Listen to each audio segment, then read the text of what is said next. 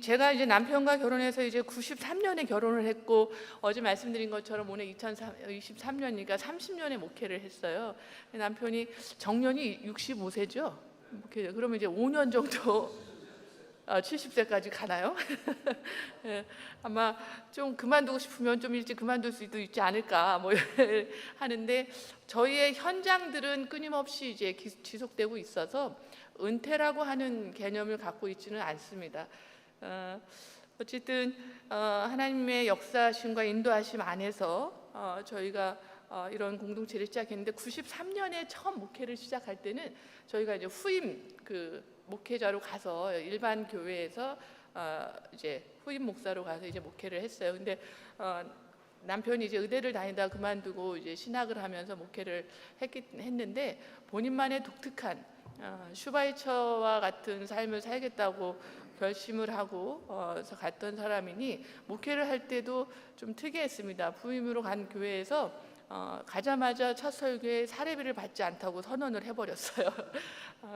그러니 그 부천에 아주 작은 어려운 원미동 사람들이 나오는 배경인 그 동네에 이제 목회지를 갔는데, 지역에 좀 어려운 지역에 이제 목회지를 갔는데, 성도들의 어려움 뭐 이런 것도 있잖아요. 근데 목사가 사례비를 안 받겠다고 하는데, 그럼 제가 나가서 돈을 벌어서 먹고 살아야 되지 않겠나요? 그래서 나가서 아이들을 가르치고 하면서 교회를 섬기고 했던 사역을 했습니다.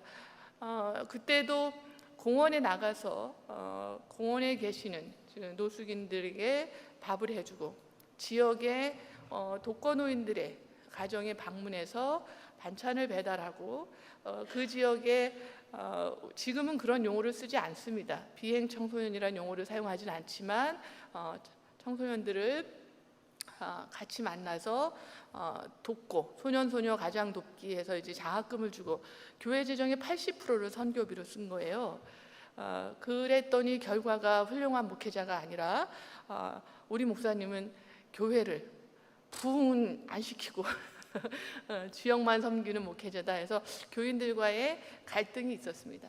그 갈등 가운데 마음이 너무 아팠고, 제가 하나님께서 우리에게 성도들이 이렇게 어려워하고 힘들어하는데 이 목회를 지속하는 것을 원하시지 않는 것 같다. 그래서 제가 남편에게 목회를 그만둘 것을 이렇게 조용히, 우리 목회 그만두면 어떨까요? 라고 얘기를 했을 때 남편이 그때가 가장 저에게 목회자 나왔어요.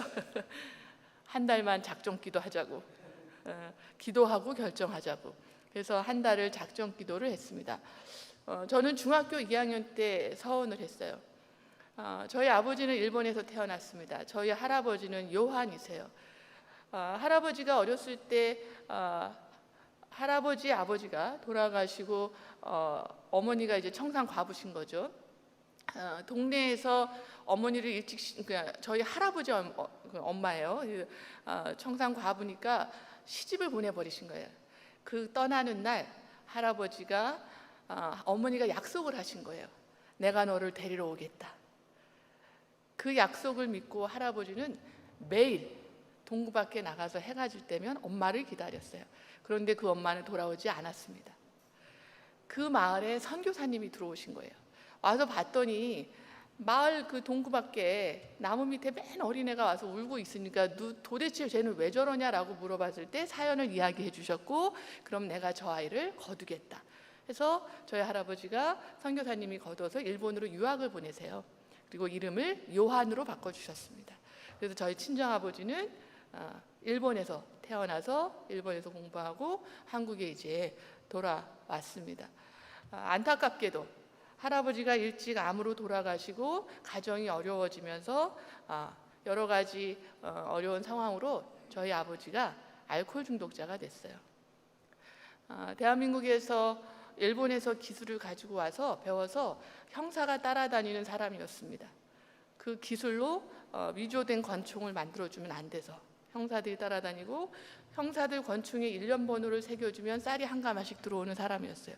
그런데 자기의 사업 자금을 할머니가 사기를 당하시고 일본에서 들어오기로 했던 기계가 태풍으로 바다에 가라앉고, 그래서 이런 좌절을 겪으시면서 저희 아버지가 알코올 중독이 되신 거예요.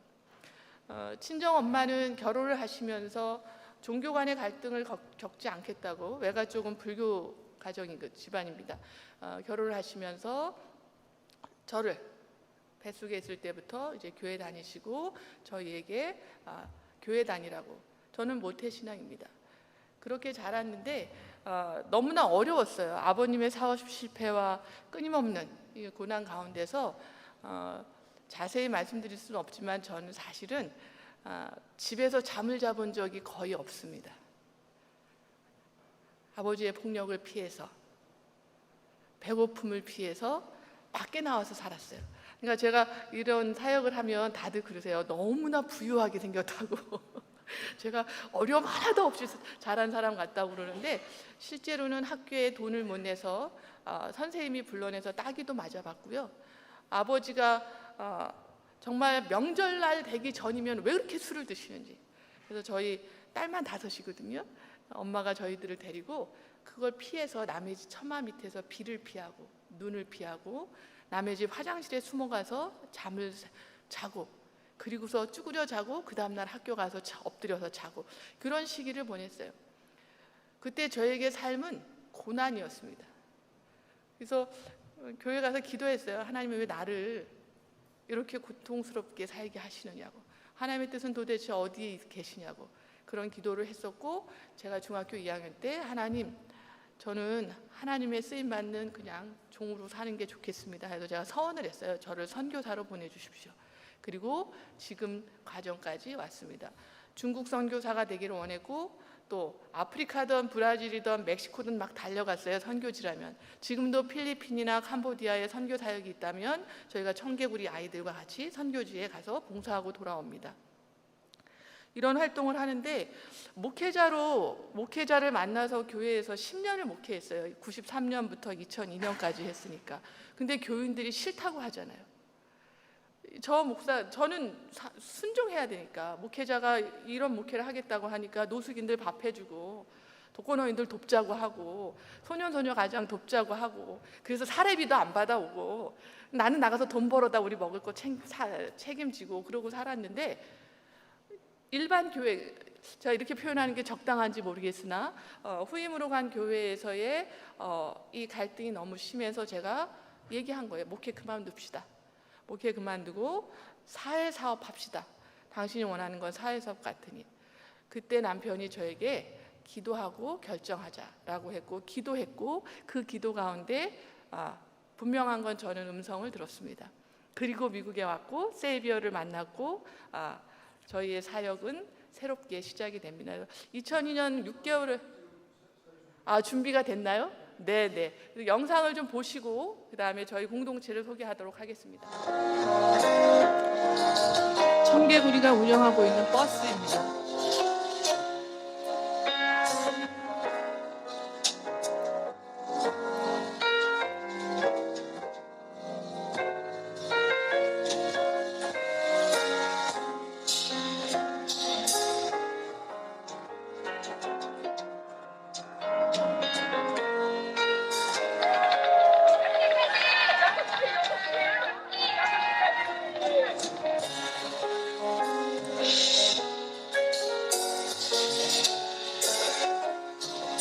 청개구리가 거리에서 시작했었던 모습을 보고 계십니다.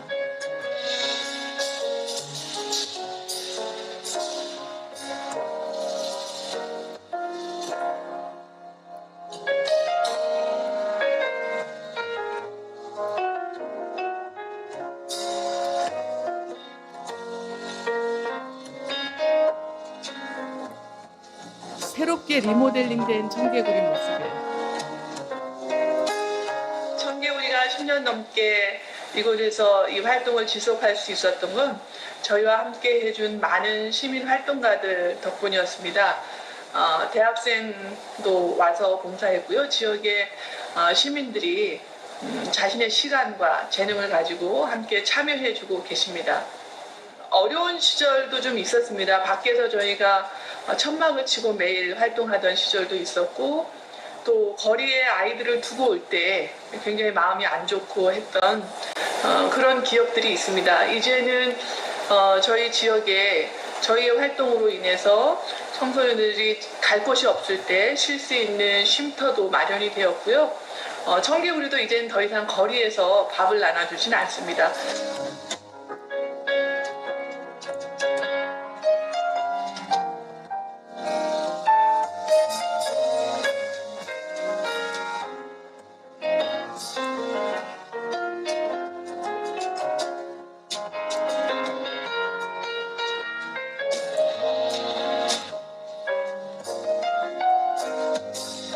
작년부터 시작된 사역 중에 노숙인들과 거리에서 생활하시는 분들에게 반찬을 나누는 사역을 하고 있습니다. 저희 예배 모습이고요.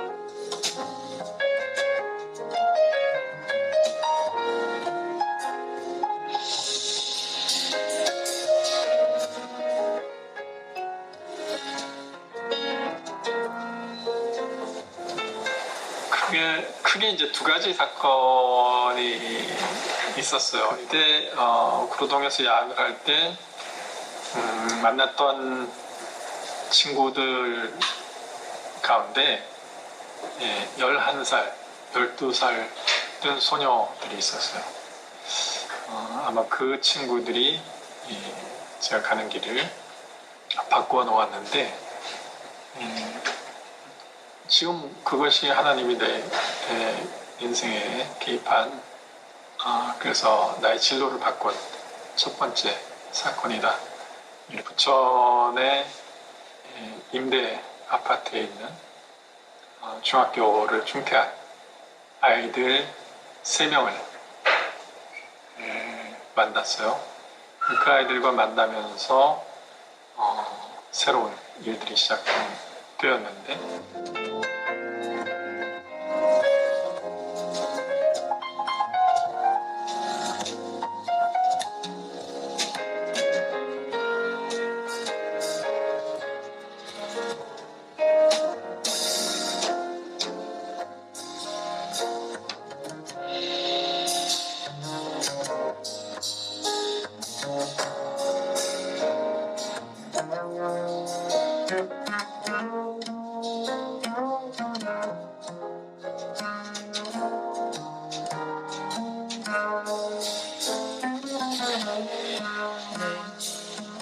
얼마나 작은 공동체인지 보이셨죠?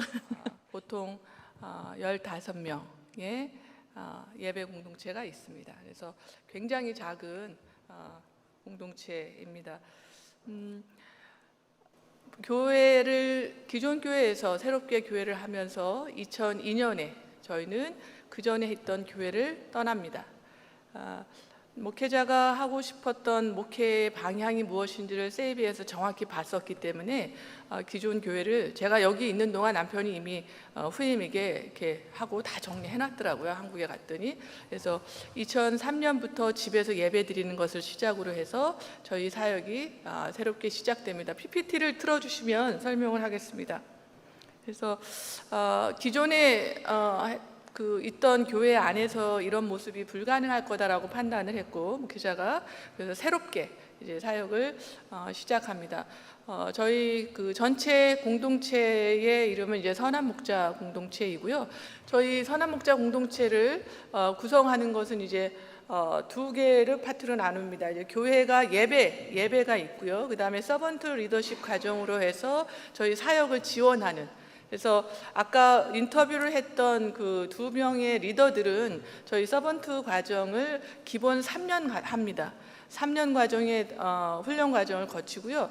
매주 수업을 듣습니다. 그래서 거의 신학교에서 하는 정도의 신학 공부를 저희에게 가르쳤고 그 3년 과정이 끝냈을 때 이제 멤버십을 가질 것인지 소명이 무엇인지를 묻는 과정들을 했고 지금도 그 과정을 운영하고 있습니다. 그래서 아까 소명이라고 하는 부분들을 저희가 굉장히 중요하게 생각하고 있고, 유성준 목사님 말씀하신 것처럼 세이비어의 어떤 그런 모델들 그걸 경험하고 이 과정이 굉장히 중요하다라고 하는 것을 알고 저희 그 공동체에서 적용하고 있습니다. 그래서 저도 3년 과정 마치기 전에는 공동체 멤버가 아니라고 남편이 딱 선을 그었어요. 그래서 3년 동안 거의 신학 공부를 아주 철저하게 받았습니다. 그래서 선한 목자 공동체는 그 예배와 서번트 리더십을 하고 있는 이 틀에서 이 부분은 사실은 이제 여기 토기장이 쉴터라고 하는 저희의 사역들의 그룹의 네트워크를 말하고 있는데요. 그래서 이제 청개구리, 두루두루 식당, 어린 식당, 마루 등 포함한 이런 공동체를 지원해주고 있습니다.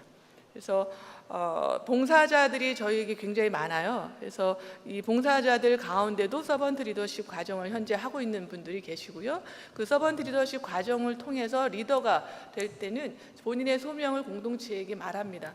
그리고 그것이 지속한지, 그래서 예를 들면 이제 어린 식당을 시작한 리더가 아까 목사님 질문하셨었던 것 중에 이제 하나인데, 저희 목회자는 예배의 설교를 하는 본인의 역할을, 그 다음에 이제 저런 이렇게 영성 훈련하는 과정을 본인이 이제 맡아서 하는 거고, 그 과정을 통해서 소명을 표현한 공동체의 멤버는 그 사역이 시작될 수 있도록 저희가 지원한다고 했잖아요. 그래서 그게 세워지도록 가서 협력하고, 지금도 남편은 그 사역지에 가서 일주일에 2번 거기 가서 이제 지키면서 사역을 합니다.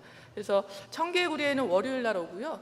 두루두루에는 수요일하고 금요일에 가고요. 화요일하고 목요일에는 어린 식당 마루에 가서 돈가스와 치킨을 튀깁니다. 설거지를 하고 그런 역할들을 하고, 저도 어린 식당 마루가 생길 때 저희가 이제 이 공간이 3개 운영이 되는데, 식당이 지역들이 청개구리는 부천역에 위치해 있습니다. 그리고 남부역의 원도심에 지금은 이주 배경이 많이 유입되고 있는, 중국의 이주 배경이 많이 유입되고 있는 지역에 어린 식당이 있고요. 춘희동이라고 하는 공장지대, 거기 이제 이주 노동자들이 많이 있는 지역에 두루두루 식당을 운영하고 있습니다. 청개구리는 12년이 되었고, 두루두루는 이제 8년이 돼가고 있고, 어린 식당은 이제 3년 차가 접어들었습니다. 이 모든 공간은 다 임대로 운영이 되고 있어서 아까 말씀드렸던 어린 식당 같은 경우에 그 사역을 하겠다고 소명을 받아서 이걸 시작하겠다고 하지만 사실은 많은 두려움과 어려움이 있을 거 아니에요. 그걸 시작하려면 뭐 월세를 지원한다든지 뭐 이런 과정들을 저희가 공동체에서 이제 지원을 하고 있습니다. 이런 그 네트워크, 공동체의 네트워크가 구성이 되어 있고, 각 사역지에는 사역자의 그 리더들과 서번트 리더들, 이 훈련을 받아서 소명을 받은 대표들을 서번트 리더라고 부르고요. 그 안에 훈련 과정 받아서 나는 이 사역에서 서번트가 되겠다고 하면 서번트로 그 사역에 합류합니다. 그리고 다음 단계로는 이제 발론티어들이 그 사역지에 가서 협력을 하고 있습니다. 네, 그래서 목회자가 이제 저런 역할들을 좀 해주고 있고요. 네, 공동체 예배와 교육이 진행된다는 말씀은 드렸습니다. 그래서 주일 예배, 그다음에 서번트 리더십 과정은 매주, 지금은 현재는 서번트 리더십 과정이 주 2회 진행되고 있습니다. 그래서 지역사회와 함께 하고 있는 봉사자들에게 소개를 해서 이 과정에 참여하도록 유도하고 있습니다. 그래서 이 서번트 리더십 과정을 밟고 있고요. 다음 넘겨주시면 돌봄의 공동체 내역, 이 지금 PPT는 서울신대에 가서 활용한 PPT예요. 작년부터 서울신대 목회 과정에서 저희 공동체에 실습생이 50명이 옵니다. 저희와 이제 MOU가 맺어져 있어서요. 저희 사역지들의 이 목회 실습생들이 와서 본인들이 선택해요. 저희가 이 소개를 하고 사역을 소개하고 소개받은 사역지에 들어가서 저희와 10주 동안 이 사역을 훈련받고 목회자가 2주 동안에 그 서번트 리더십 강의를 합니다. 그리고 저희는 그 실습생들을 평가해서 그 결과를 대학에 이제 보내주고 하는 과정을 작년부터 하고 있습니다. 그래서 보셨던 것처럼 이제 두루두루 저 맘카페 여기는 이주 노동자들이, 이주 배경 여성과 노동자, 그래서 지금 이주 배경 청소년들이 굉장히 많은 지역이에요. 그래서 거기에서 운영되고 있는 식당이고 이 식당은 무료로 운영이 되고 있습니다. 그다음에 어린 식당 마루는 가장 최근에 생긴 식당인데 여기는 이용료가 있습니다. 여기에 리더가 본인은 사회복지를 전공한 리더인데 본인은 그냥 무료로 주는 거, 그다음에 또 여기 이유가 있어요. 그냥 최소의 재료비라도 좀 안전하게 확보하고 싶다는. 그래서 그렇게 하자 해서 이제 2,000원. 그리고 성인들은 5,000원인데 아이들이 하루에 처음 작년에 120명이 오는 거예요. 하루에 120명의 아이들이 오니 그걸 감당할 수가 없는 거예요. 어른들까지는. 그래서 이제 지금은 아이들만 식사를 합니다. 이제 마루의 모습이고요. 그 다음에 이제 샬롬 빌리지라고 하는 공동체가 있습니다. 여기는 이제 대한 가정입니다. 여기는 이제 제가 사진으로는 아마 안 담았을 것 같은데 주택이에요. 한국에 있는 이제 다가구 주택, 1, 2, 3층으로 된 주택에 5가정이 살고 있습니다. 이 가정의 시작은 친족 성폭행을 당한 초등학교 여자 아이가 저희 공동체에 연결이 되었고 그 아이와 살기 시작하면서 시작된 공동체이고요. 이 공동체를 거쳐간 많은 아동 청소년들이 있고요. 이 공동체는 한 가정에 남자 청소년과 아동이 있으면 남자 청년들이 같이 생활을 했습니다. 여자 아이들은 이제 여자 청년들이 다 대체로 서울신대의 기독교 복지하고 그러니까 사회복지와 기독교 교육과 학생들이 저희 공동체와 연결돼서 저희 공동체에 와서 들어와서 공동체로 살았습니다. 그때는 저희 공동체가 리더들은 자기의 수익의 100%를 공동체에 내놨습니다. 그래서 다른 공동체 원들에게 이 공동체 이걸 같이 분배해서 생활할 수 있는 그런 시스템을 해서 공동 재정을 사용해서 했고요. 청년들이 들어와서 자원봉사로 생활하면서 그 청년들은 지방에서 온 학생들이 많았기 때문에 기숙사에 들어가면서 사는 것보다 여기 공동체에 와서 이런 걸 경험하고 살겠다고 했던 청년들이 와서 지나갔고, 이 과정 속에 지금 샬롬 빌리지 아까 저기 나온 대한가정의 리더가 탄생이 됐고 그 리더가 저희 공동체 안에서 결혼을 했어요. 공동체 멤버와 결혼을 해서 지금 저 공동체에 살면서 어린 식당 마루를 시작했습니다. 본인의 소명은 어렸을 때 하나님께 기도했대요. 본인은 아이들을 위한 고아들을 돌보는 일을 하며 살고 싶다라는. 그래서 저희의 서번트 리더십 과정에 그걸 고백했고 그것이 시작되도록 저희가 옆에서 기도하고 같이 도왔습니다. 그리고 이제 제가 사역하고 있는 이제 청개구리 사역이 2011년에 시작이 됩니다. 미국에서 사역을 하고 난 후에 돌아가서 제가 30분까지 끝낼까요, 목사님?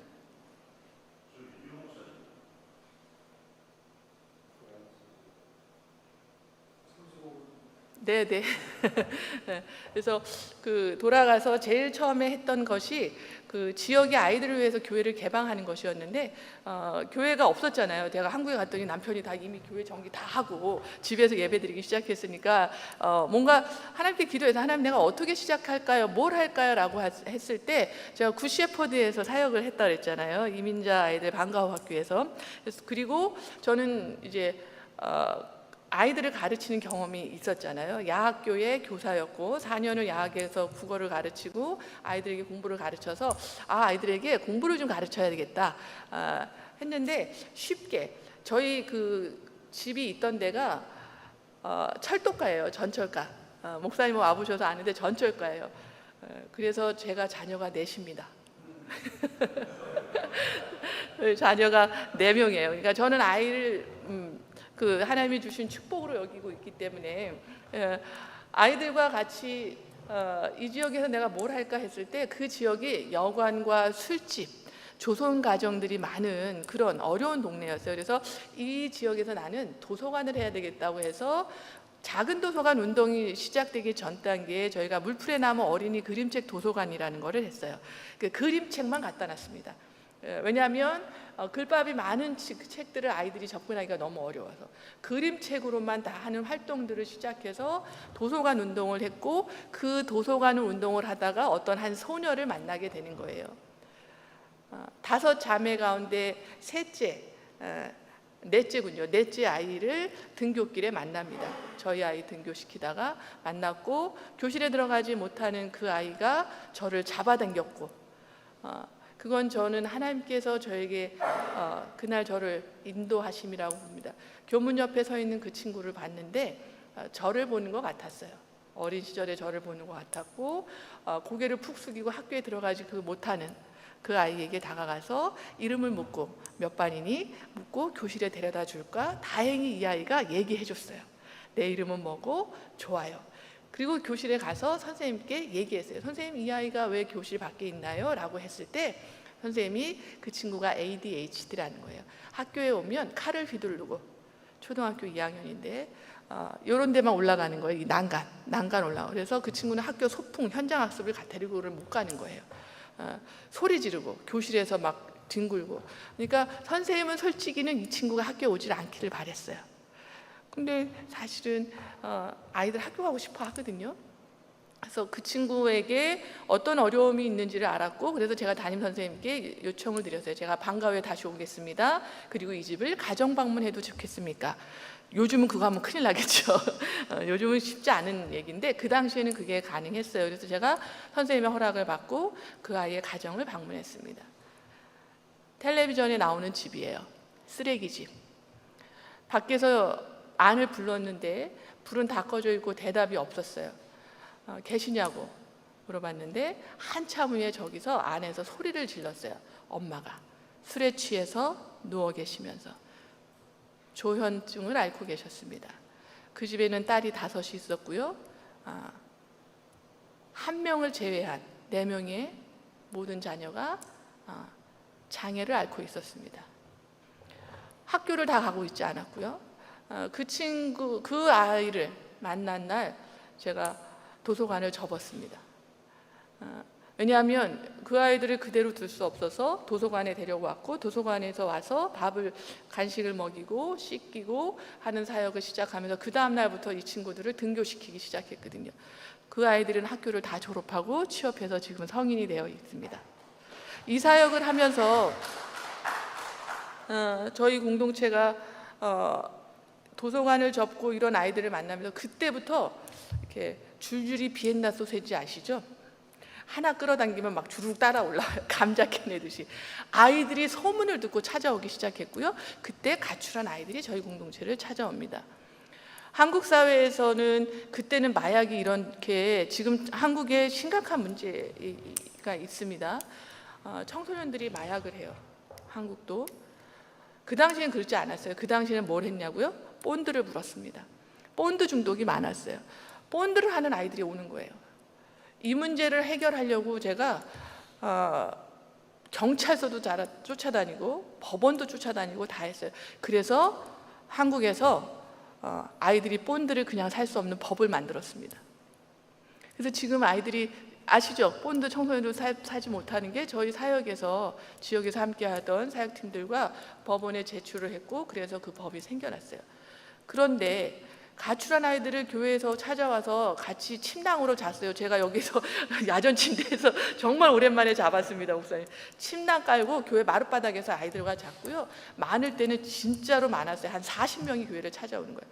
그런데 내쫓을 수가 없었어요. 한 사람 한 사람의 스토리를 들으면 아버지가 망치로 아이를 때리는 거예요. 아버지가 아이를 칼로 찌른 거예요. 그 집에 어떻게 보내나요? 그래서 하나의 이야기를 듣고 돌려보낼 수가 없었어요. 이걸 도대체 어떻게 하나? 그래서 같이 살기 시작했고 지역에서 현수막이 붙었어요. 선한 목자 교회를 쫓아내라. 그래서 아이들이 동네를 돌아다니면서 지나가는 할머니가 있으면 아이들을 삥 돌라요, 할머니를. 그리고 할머니 돈 내놔. 슈퍼마켓 가가지고 라이터 내놔, 담배 내놔. 그러니까 주민들이 못 살죠. 그래서 밖으로 나간 게 청개구리가 시작된 시작입니다. 그래서 청개구리는 밖에 나가서 아이들을 만나면서 밥을 주기 시작했고 밥을 주면서 아이들의 이야기를 들었어요. 안타깝게도 대부분의 아이들은 가정폭력, 가정해체를 경험했습니다. 많은 여자 청소년들은 성폭행을 경험했습니다. 거리에서 살아가기 위해서 자신의 몸을 팔고 있었습니다. 이 문제를 그냥 넘길 수는 없었어요. 그래서 식당을 만들고 이 사역을 하게 됐습니다. 그래서 지금 보시면 저 공간은 지금 다 리모델링이 된 공간이에요. 새롭게 너무 예쁩니다. 그래서 지금 오시는 분들은 굉장히 좋다고, 아이들이 깨끗하고 잘 차려진 데 와서 잘 대접받기를 원했어요. 그래서 이 과정이 이루어졌고요. 이 과정 안에서도 하나님께서 역사하셔서 저희가 돈이 하나도 없었거든요. 그런데도 저 리모델링을 코로나 시기에 장로님께서 해주신 거예요. 저의 유년 시절에 야학을 했던 교감 선생님이신 양재수 권사님께서 어느 날 오셔서 크리스마스 선물로 저희에게 리모델링을 해주셨습니다. 다음을 넘겨주시면, 안 계신가 봐요. 네, 네, 이렇게 해서 12년을 청개구리를 했습니다. 그래서 12년 동안 청개구리를 활동하면서 제가 만났던 모든 아이들의 스토리를 여러분에게 말씀드릴 수는 없습니다. 저는 아이들의 스토리 하나하나를 들으면서 오늘 우리 시대의 요청이 무엇인가라고 하는 이 질문 앞에 저는 개인적으로 버림받는 아이들, 돌봐지지 않는 아이들, 학교에서 쫓겨나고 있는 아이들, 집에서 쫓겨나고 있는 아이들, 이것이 제가 들은 시대적 요청입니다. 그래서 공간들을 찾아 나갔고 공간들을 만들기 시작한 거예요. 식당을 만들었고요. 식당을 만들었는데 부천에는 소문이 있었어요. 말이 있습니다. 부천역에 나가게 하지 마라. 애들을 부천역에 나가게 하면 갈 때까지 다 갔다. 그래서 부천역에 나오지 않는 게 지역사회의 이슈예요. 그런데 가서 살펴보잖아요. 그렇다고 지역에서 뭘 하고 있지는 않아요. 그래서 저희가 지역에 찾아가서 식당을 세우기 시작했습니다. 식당을 세워서 지금은 부천에 총 5개가 있어요. 저희 공동체가 운영하는 건 청개구리를 포함해서 3개의 식당이고요. 저희가 같이 연계해서 한 게 우리 임종환 교수님하고 같이 마을 목회를 하고 계시는 이원돈 목사님께서 하시는 약대동에 거기도 꼬비포차가 있습니다. 고강동에 있는 건 지역사회에서 청소년 기관이 운영하는 고강동 청개구리 식당이 있습니다. 그래서 5군데가 있어요. 그런데도 저는 가출과 청소년 학교 밖 청소년들을 만나면서 알게 된 게 있어요. 청소년기의 문제는 청소년기에 해결하기가 쉽지 않습니다. 비용이 너무 많이 들어요. 저보고 밥을 주고 그렇게 아이들 만났으니까 너 몇 명이나 아이들을 잘 길러냈어? 라고 물어보는 질문들을 가끔 받아요. 제가 처음엔 되게 부끄러웠어요. 많이 없다고 생각했거든요. 근데 나중엔 화가 났어요. 밥 한 끼 먹였다고 내가 저렇게 한 사람을 총체적 변화를 다 일으킬 수 있다면 전 그 자리에 있으면 안 되죠. 더 높은 데 가 있어야 되지 않을까요? 자신감이 생겼어요. 그러면서 요청했어요. 여러분, 우리 사회가 얼마나 많은 비용을 이 청소년들에게 투자하고 있나요? 예를 드릴까요? 교육복지 비용이 있습니다. 한국에서 한 학생이 교육복지 대상자가 돼요. 이 친구는 어려워서 가정적으로 여러 가지 어려움이 있어서 지원을 받아야 돼 라고 했을 때 그 친구에게 최대 쓸 수 있는 예산이 얼마인 줄 아세요? 현재 1년에 그것도 병원비를 지원한다거나 학원을 지원한다거나 생계비를 지원한다고 할 때 최대 얼마를 한 친구에게 투자할까요? 우리 사회가? 한번 찍어봐 주시겠어요? 얼마 쓸까요?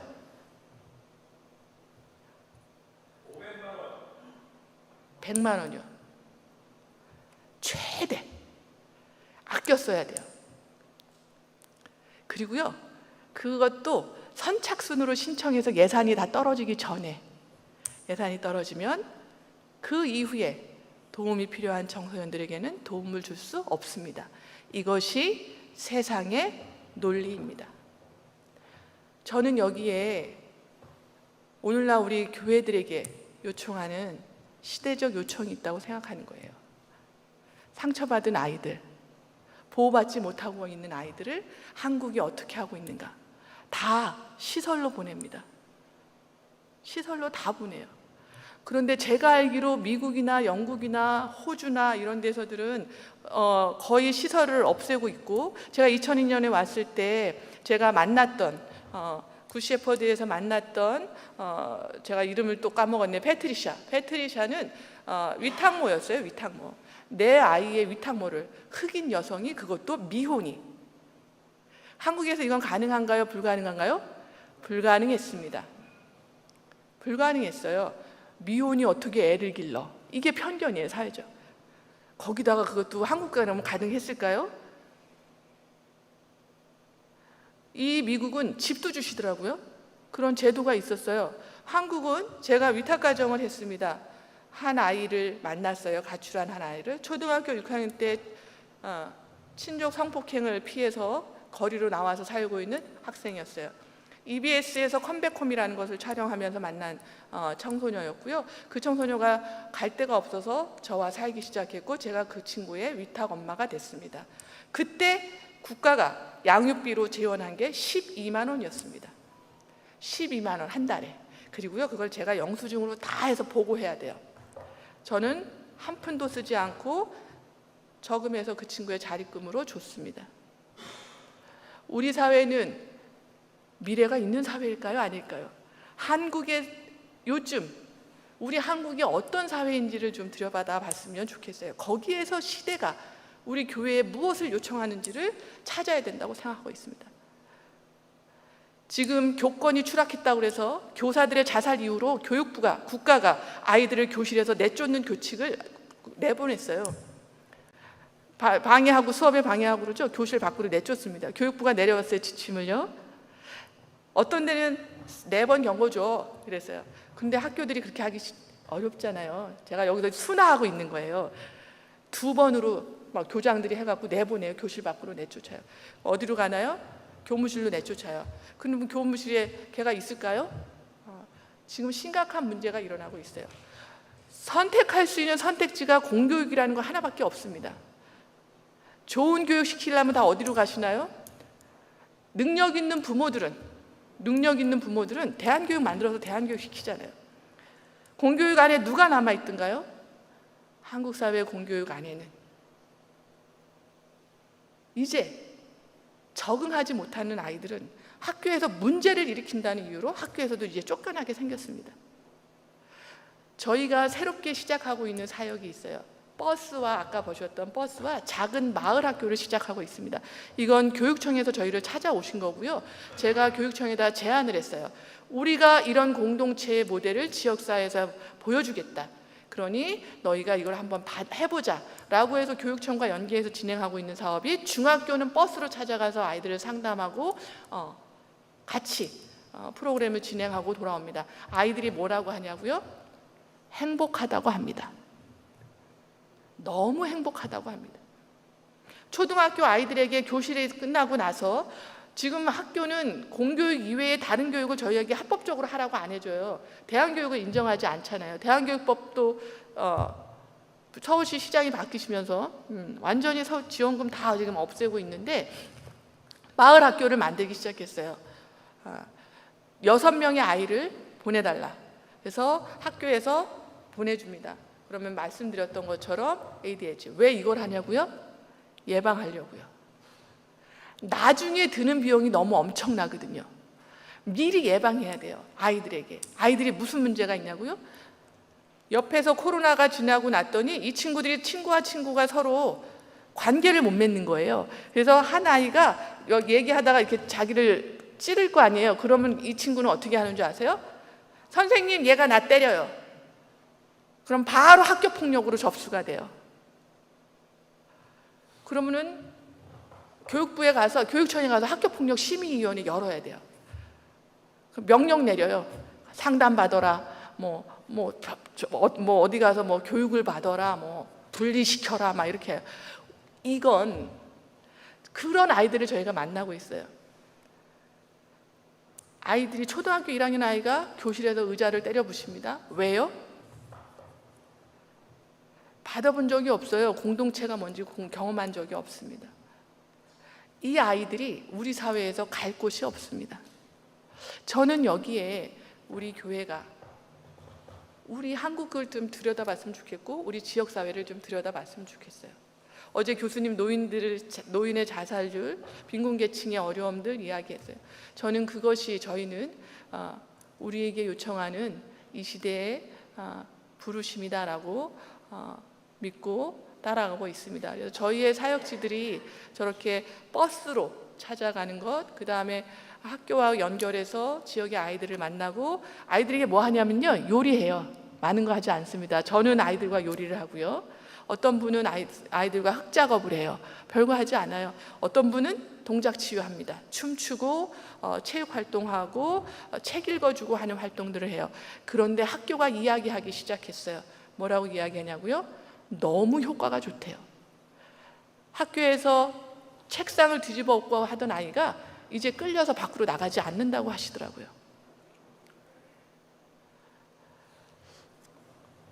이렇게 지역사회를 필요로 하는 게 무엇인지를 계속 들으려면 사실은 지역사회와 소통을 해야 됩니다. 그래서 저희는 기본적으로 지역사회에서 구성하고 있는 네트워크가 있고요. 자발적으로 저희가 네트워크를 형성하고 있습니다. 그래서 청소년 기관들, 청소년 활동가들과 같이 만나서 정기적으로 이야기 나누고 이런 것들을 하고 가능하면 포럼을 열어서 이런 문제들을 지역사회에다 알리고 같이 하는 활동가들을 양성하고 활동가를 양성합니다. 그래서 청개구리 버스에는 지금 한 30명의 활동가가 같이 하고 있고요. 마을학교는 13명에서 활동을 하고 있습니다. 두 사람이 6명의 한 클래스를 가는 거예요. 그러니까 거의 1대3의 교육이 이루어진다고 보죠. 그러면 효과가 당연히 있겠죠. 1대3이니. 그래서 아이의 이야기를 끝까지 들어주는 거, 이런 작업들을 하고 그 아이의 손을 잡습니다. 손을 잡고 한 아이가 저랑 수업을 하는데 두 번째 만남이었는데 제가 반팔을 입고 신체 활동을 하는데 오더니 제 옆에 와서 제 손을 잡고 냄새를 맡았어요. 깜짝 놀랐어요. 초등학교 1학년 남자아이가 제 손을 잡더니 와서 살냄새를 맡는 거예요. 이게 뭘 의미하는지 아시죠? 왜 그러냐고 물어봤어요. 그랬더니 한 말은 너무 좋아요. 너무 좋아요. 부모들이 스킨십도 잘 안 해요. 대한민국의 초등학교 아이들이 방과 후에 7개에서 8개의 학원을 뺑뺑이 돌아요. 제가 얘기해요. 미쳤다. 정말 미친 사회다, 한국은. 우리가 무엇을 해야 되는지는 지역을 반드시 알아야 할 수 있다고 저는 생각하고 있습니다. 그래서 이런 활동을 시작하고 있고요. 제가 저희 공동체가 리더들과 목회자와 저를 포함하면 그 리더와 목회자, 그 다음에 서번트까지 해서 한 10명 정도의 멤버십으로 현재 이런 사역들을 하고 있고, 최근에 사역 시작이 된 이제 노숙인 사역들, 부천역에 노숙인들이 있어서 노숙인 사역들이 시작이 되고 있습니다. 반찬을 나누는 사역들, 그 사역들에 관심을 가지고 함께 합류해주고 있는 종교교회 청년, 종교교회 청년이 저희 사역에 함께하고 계세요. 그래서 지금 새롭게 이런 사역들이 시작이 될 때 저의 고민은 하나님께서 우리를 쉽지 않거든요, 사실은. 재정적으로도 쉽지 않습니다. 청개구리도 한 300만 원씩 월세를 내야 돼요.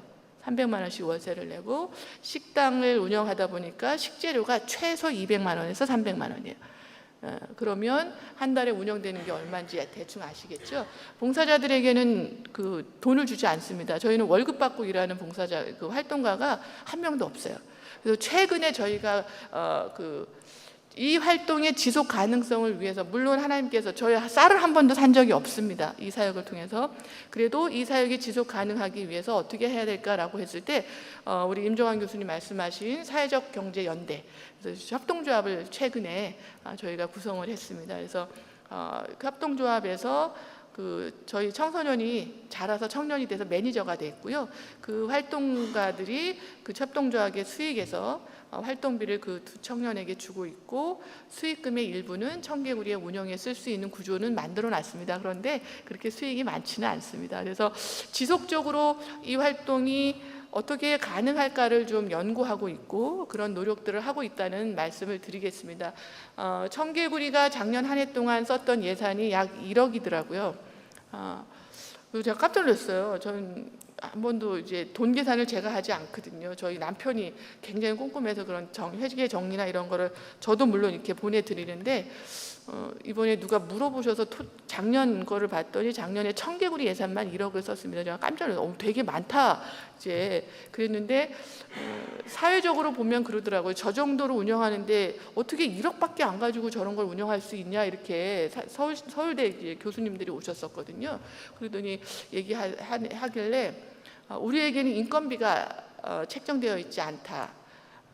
그리고 실제로는 그 모 재단에서 저희가 이거 했을 때 인건비 받지 않고 활동한다고 해서 저희가 탈락이 됐어요. 제가 공모를 뭘 했었거든요.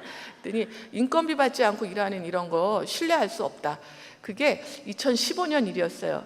근데 지금은 그 재단이 찾아오더니 너무 훌륭하다라는 이야기를 해주고 있습니다. 그래서 저희가 훌륭하다는 말씀을 드리는 것이 아니라 이렇게 지역을 섬기는 작은 공동체의 역할을 할 때 가장 중요했던 것은 하나님께서 우리에게 요청하는 것이 무엇인지를 항상 들으려고 여전히 노력하고 있고 그 부르심의 가운데 응답하면서 하나님께서 하시는 일에 우리는 단순한 도구일 뿐이다라는 고백을 하면서 현재까지 이 사역을 진행하고 있습니다. 들어주셔서 감사합니다.